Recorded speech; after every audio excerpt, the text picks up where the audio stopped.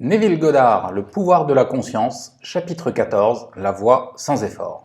Le principe de moindre action régit tout dans le physique, comme la trajectoire d'une planète sur la voie d'une impulsion de lumière. Le minimum d'action est le minimum d'énergie multiplié par le minimum de temps. Par conséquent, dans le déplacement de votre état actuel à l'état désiré, vous devez utiliser le minimum d'énergie et prendre le temps le plus court possible.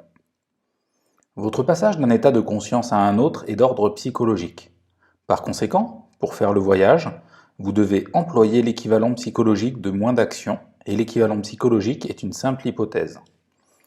Le jour où vous réalisez pleinement la puissance de l'hypothèse du vœu exaucé, vous découvrez que cela fonctionne en parfaite conformité avec ce principe. Cela fonctionne à l'aide d'attention et moins d'effort. Ainsi, avec le minimum d'action, par le biais d'une hypothèse, vous vous dépêchez sans hâte et atteignez votre objectif sans effort. Parce que la création est terminée, ce que vous désirez existe déjà. Il est hors de vue parce que vous ne pouvez voir que le contenu de votre propre conscience. C'est la fonction d'une hypothèse de rappeler le point de vue exclu et de restaurer la vision complète. Ce n'est pas le monde, mais vos hypothèses qui changent. Une hypothèse met l'invisible en vue, ce n'est rien de plus ni de moins que de voir avec l'œil de Dieu, c'est-à-dire l'imagination. Car le Seigneur ne voit pas comme un homme, car l'homme regarde l'apparence extérieure, mais le Seigneur regarde le cœur. 1 Samuel 16, 7.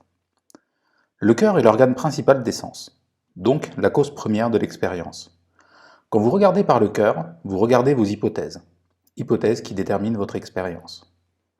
Surveillez votre hypothèse avec toute la diligence qui convient, car c'est d'elle que viennent les sources de la vie. Ces hypothèses ont le pouvoir de réalisation objective. Chaque événement dans le monde visible est le résultat d'une hypothèse ou d'une idée dans le monde invisible.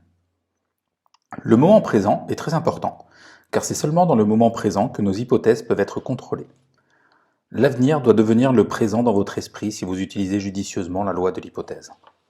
L'avenir devient le présent lorsque vous imaginez que vous êtes déjà ce que vous serez lorsque votre hypothèse sera accomplie.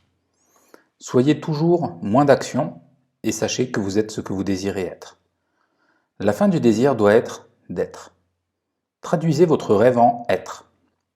La construction perpétuelle des états futurs sans la conscience qu'ils existent déjà, c'est-à-dire la représentation de votre désir sans vraiment supposer le sentiment du souhait accompli, est l'erreur et le mirage de l'humanité. C'est tout simplement de la rêverie inutile. Voilà pour ce chapitre. Maintenant, la pensée du chapitre. La conscience d'un homme est tout ce qu'il pense, désire et aime. Tout ce qu'il croit être vrai et consent. Merci à tous pour votre écoute.